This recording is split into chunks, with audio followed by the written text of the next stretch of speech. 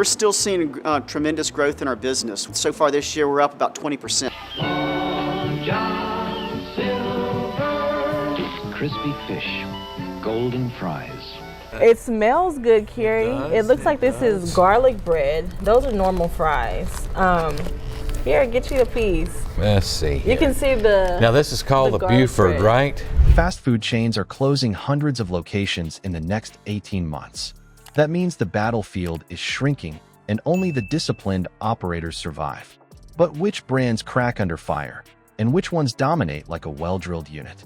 Today, we're ranking them from absolute worst to the unbeatable best and exposing the exact tactical failures that made giants stumble. One of the skills that we really look for is somebody that's really good at developing people. I would like to buy a hamburger. I would like to buy a hamburger. I would like to buy a hamburger. I would like to buy the burger. I would like to buy a hamburger. I would like to buy a hamburger. A lot of the stores having over 100 employees, they've got to be really, really good at pouring in and developing people and teams and leadership team. Think greasy fish and frozen hush puppies on one flank versus precision-level fried chicken on the other. The question is simple. Who's winning the fast food war right now? Comment your prediction before we reveal it. Before we move on, I'd like to ask you a small favor. If you appreciate this content, please take a second to like this video and subscribe to the channel. Over 98% of you watch the videos without subscribing. It costs you nothing, but it makes a huge difference to us. So, did you click the subscribe button? Great. Thank you so much. Now, back to the video. Some chains look massive on the map, but inside, they collapse like an unguarded flank.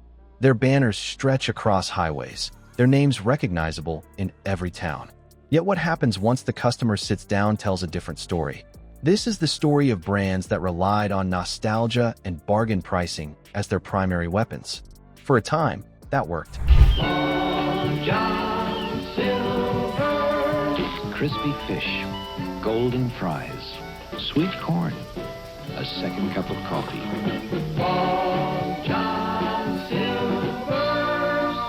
We give you lots of reasons to love us.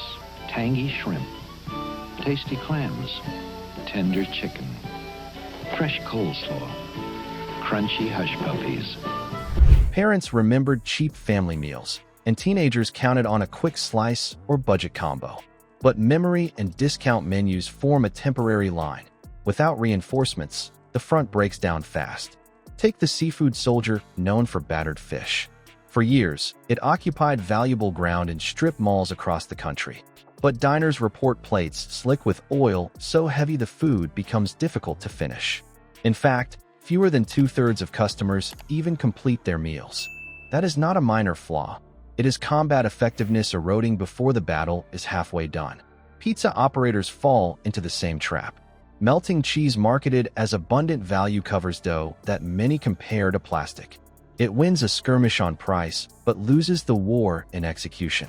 Imagine a once-feared artillery unit that now jams with every third shell. Once the most reliable in the lineup, now prone to misfires, miscalculated shots, and frustration from those counting on support. It smells good, Carrie. It looks like this is garlic bread. Those are normal fries. Here, get you a piece. Let's see here. You can see Now this is called the garlic Buford, bread. right? I can taste the barbecue sauce. So I thought it was maybe like barbecue ribs on the sandwich, but no, it's like a That's burger. what I thought at first. It's a burger with barbecue sauce on it. Cheap appeal masks weakness. The $1 taco and the $5 pizza attract a wave of recruits, but they train none of them in loyalty. Service varies by location, facilities age without repair, and menu experiments are abandoned halfway, like supply lines cut off, leaving troops stranded and morale shattered. The result is predictable. One chain, despite being a household name, now prepares to shut down 200 outposts in only 18 months. The lesson is clear. Size does not shield weakness. Inconsistency is retreat in motion.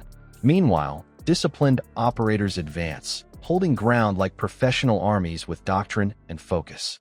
While others scatter in confusion, a few chains operate like elite squads, tight, consistent, and lethal in impact. These are the formations you can count on to hit their mark every time without wasting ammunition. They don't rely on flashy gimmicks or desperate maneuvers. They move with purpose, clarity, and control. This is the story of units like Chipotle, Popeyes, Five Guys, In-N-Out, and Chick-fil-A. Each of them built doctrine around focus instead of clutter. They don't try to dominate every inch of the field with half-prepared weapons. Instead, they refine a single arsenal until it lands clean and effective. That discipline changes the outcome of every engagement. Contrast that with the giants carrying overloaded menus. Imagine a battalion firing in all directions, burning through ammunition without locking on a clear target. That is what happens when a chain offers too many items, too many experiments, and not enough precision. The result is stray fire, collateral chaos, and no sense of trust from the troops following behind. Five Guys runs the opposite playbook. Burgers cooked fresh, fries cut in-house, and a menu stripped to the essentials. Yes, cost is higher, but accuracy never wavers. We're still seeing tremendous growth in our business. So far this year, we're up about 20%. There you guys go. Thank you so much. My pleasure. Y'all have a great rest of your day. Thank you. We've kept that locked away in a vault, and we'll continue to use that same recipe. None of the employees have access to it, so it is still shrouded in a lot of mystery. They like to say it's simple, so they want to keep customers knowing what's on that menu to be able to easily decipher what they want. Every bite lands like a direct hit. Chipotle follows a different form of discipline. Modular parts assembled into bowls or burritos, like tactical hardware built to adapt on the fly. Compare that with KFC loading greasy buckets that look more like supply crates left sitting in the mud, heavy and unrefined. Then Popeyes with its famous chicken sandwich, a single product dropped into the market like a surgical strike. One shot shifted momentum and forced every rival to respond on its terms. In-N-Out takes it further. No freezers, a shrunken menu, absolute consistency. That is a drill team firing in unison. And at the front stands Chick-fil-A, the commander of disciplined service. Staff trained for speed, chicken breaded fresh daily, and stores closed every Sunday. That final detail proves the core lesson. Restraint and control often bring greater power than chasing every fight without rest. Fast food victories are won not by size, but by execution, repetition, and morale on the front line. Chains rise and fall for the same reason armies do: discipline, clarity, and consistent execution under pressure.